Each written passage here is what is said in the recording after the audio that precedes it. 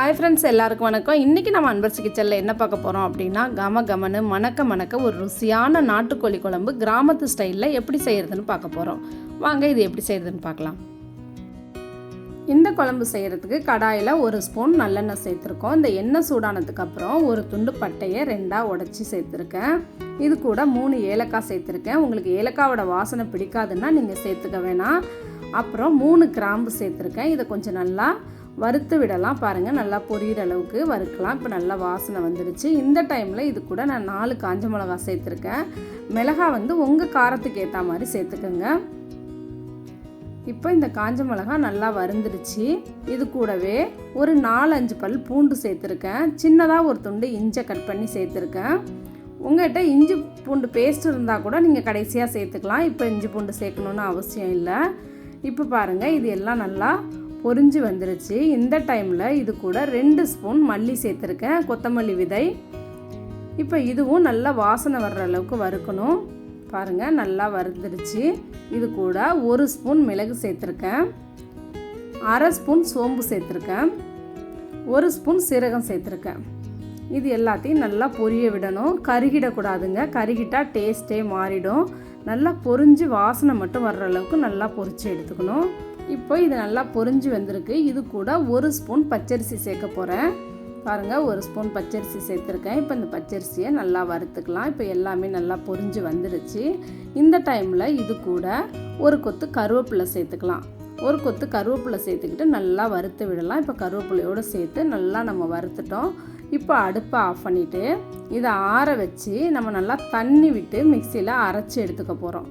பாருங்கள், இப்போ நான் அடுப்பை ஆஃப் பண்ணிட்டேன். இது அப்படியே ஆறட்டும். ஆறினதுக்கப்புறம் நான் அரைச்சி எடுத்துகிட்டு வந்துடுறேன். இப்போ இந்த குழம்பை நம்ம தாளித்து விட போகிறோம். இந்த குழம்பு தாளிக்கிறதுக்கு நான் குக்கர் அடுப்பில் வச்சுருக்கேன். குக்கரில் ஒரு 3 ஸ்பூன் அளவுக்கு நல்லெண்ணெய் சேர்த்துருக்கேன். இந்த நல்லெண்ணெய் நல்லா சூடானதுக்கப்புறம் ஒரு சின்னதாக ஒரு துண்டு பட்டையும் ஒரு நட்சத்திர சோம்பும் சேர்த்துருக்கேன். இது நல்லா பொரிஞ்சதுக்கப்புறம் ஒரு பெரிய வெங்காயம், ஒரு 10-15 சின்ன வெங்காயத்தையும் பொடியாக நறுக்கி வச்சுருக்கேன். அதையும் இது கூட சேர்த்துக்கலாம். இப்போ சேர்த்துட்டு நல்லா வதக்கி விடலாம். இது கூட கொஞ்சம் கருவேப்பிலை சேர்த்துக்கலாம். இது கூடவே நான் ஒரு 2 பச்சை மிளகா சேர்த்துக்கிறேன். நீங்கள் நல்லா காரம் நிறைய சாப்பிட்றவங்களா இருந்தால் நீங்கள் 4-5 பச்சை மிளகா கூட சேர்த்துக்கலாம். இப்போது நல்லா வதக்கி விட்டுறலாம். இப்போ நல்லா வெங்காயம் வதங்கி வந்துக்கிட்டு இருக்கு. இந்த டைமில் இது கூட கொஞ்சம் கல்லுப்பு சேர்க்குறேன். கல்லுப்பு சேர்த்தா வெங்காயம் சீக்கிரமாகவே வதங்கிடுங்க. இப்போ கல்லுப்பு சேர்த்துட்டோம். இது கூடவே ஒரு 4 தக்காளியை கட் பண்ணி வச்சுருக்கேன். இந்த தக்காளியும் சேர்த்துக்கலாம். தக்காளி சேர்த்துக்கிட்டு நல்லா வதக்கி விடலாம். இது கூட கொஞ்சம் மஞ்சத்தூள் சேர்த்துருக்கேன். இப்போ மஞ்சத்தூள் சேர்த்ததுனால சீக்கிரமாக தக்காளி வதங்கி வந்துருச்சு. பாருங்கள், நீங்கள் பொடியாக கூட கட் பண்ணி போட்டுக்கலாம். பாருங்கள், இப்போ தக்காளி நல்லா வதங்கிடுச்சு. இது கூட 1 ஸ்பூன் அளவுக்கு காஷ்மீரி சில்லி பவுடர் சேர்க்குறேன். சேர்த்துட்டு இதோட பச்சை வாசனை போகிற அளவு நல்லா வதக்கி விட்டுறலாம். இப்போ பாருங்கள், நல்லா வதக்கி விட்டுட்டோம். இது கூடவே 1 டீஸ்பூன் அளவுக்கு சிக்கன் மசாலா சேர்த்துருக்கேன். இது வீட்டில் அரைச்சது தாங்க, கடையிலையும் கிடைக்குது. இப்போ பாருங்கள், இது எல்லாத்தையும் நல்லா வதக்கி விட்டுட்டோம். இப்போ நல்லா வதங்கிக்கிட்டு இருக்கு. இந்த டைமில் நம்ம ஏற்கனவே வறுத்து ஆற வச்சுருக்க மசாலாவை தண்ணி இல்லாமல் ஒரு முறை ட்ரையாக அரைச்சிக்கலாம். இப்போ தண்ணி இல்லாமல் அரைச்சிட்டு இது கூட கொஞ்சம் தண்ணி சேர்த்து நைஸாக அரைச்சிக்கலாம். இப்போ பாருங்கள், நல்லா நைஸாக அரைச்சிட்டோம். இப்போ அரைச்ச மசாலாவை இது கூட சேர்த்துக்கலாம். சேர்த்துட்டு நல்லா வதக்கி விடலாம். பாருங்கள், வதங்கி இந்த எண்ணெயெல்லாம் பிரிஞ்சு வர அளவுக்கு நல்லா வதக்கணும். பாருங்கள், நல்லா வதங்கியிருக்கு. இப்போ இந்த டைமில் நம்ம மிக்ஸி ஜாரை கழுவிட்டு கொஞ்சம் தண்ணி சேர்த்துக்கிறோம். இப்போ தண்ணி சேர்த்துட்டு இதை நல்லா வதக்கிட்டோம். இப்போ வதக்கிட்டு க்ளீன் பண்ணி வச்சுருக்க சிக்கனை இது கூட சேர்த்துடலாம். இப்போ இந்த சிக்கனும் மசாலாவும் நல்லா மிக்ஸ் ஆகி வரணும். அந்த அளவுக்கு நம்ம கிளறி கொடுக்கணும். பாருங்கள், இப்போ சிக்கனும் மசாலாவும் நல்லா மிக்ஸ் ஆகிருக்கு. இந்த டைமில் சிக்கன்லேருந்து கொஞ்சம் தண்ணி விடுது. இந்த தண்ணியெல்லாம் நல்லா சிக்கனுக்குள்ளே போய் வற்றி ட்ரை ஆகணும். பாருங்கள், இந்த தண்ணியெல்லாம் சிக்கனுக்குள்ளே போய் சிக்கன் நல்லா இழுத்துருச்சு. இப்போ நல்லா ட்ரையாக இருக்குது. இந்த டைமில் ஒரு 4-5 முந்திரியும் 1 ஸ்பூன் கசகசாவும் நான் ஊற வச்சுருக்கேன். அது கூட ஒரு 1/4 மூடி அளவுக்கு தேங்காய் எடுத்துருக்கேன். அதாவது துருவன தேங்காய்னா 2 ஸ்பூன் அளவுக்கு எடுத்துங்க. இது 3ஐயும் நல்லா மிக்சியில் அரைச்சிடணும். இப்போ நைஸாக அரைச்சிட்டோம். அதையும் இந்த சிக்கன் கூட சேர்த்துக்கலாம். சேர்த்துட்டு நான் மிக்சியை கழுவி தண்ணி சேர்த்துக்கிறேன். இது கூட நம்ம குழம்புக்கு தேவையான அளவு தண்ணியும் சேர்த்துடணும்.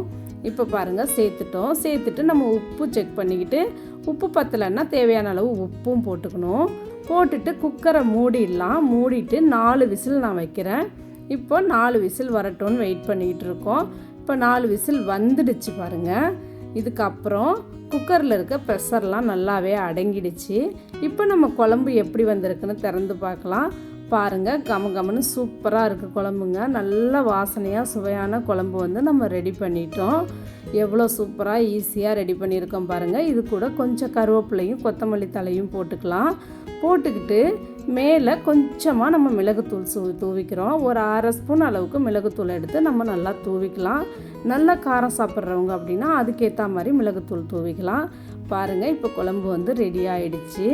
பார்க்கவே எவ்வளோ சூப்பராக இருக்குது பாருங்கள். இதை இட்லி, தோசை, இடியாப்பம், ஆப்பம் எது கூட வேணாலும், சப்பாத்தி, ரைஸ் கூட ரொம்ப நல்லா இருக்குங்க. நீங்கள் எது கூட வேணாலும் சேர்த்து சாப்பிட்லாம். அவ்வளோ ஒரு ருசியான கோழிக்கறி வந்து ரெடி ஆகிடுச்சு. இதை நீங்கள் ட்ரை பண்ணி பாருங்கள். உங்களுக்கு இந்த பதிவு பிடிச்சிருந்துச்சுன்னா எப்படி இருந்துச்சுன்னு சொல்லி கமெண்ட்ஸில் சொல்லுங்கள். லைக் பண்ணுங்கள், ஷேர் பண்ணுங்கள். நன்றி, வணக்கம்.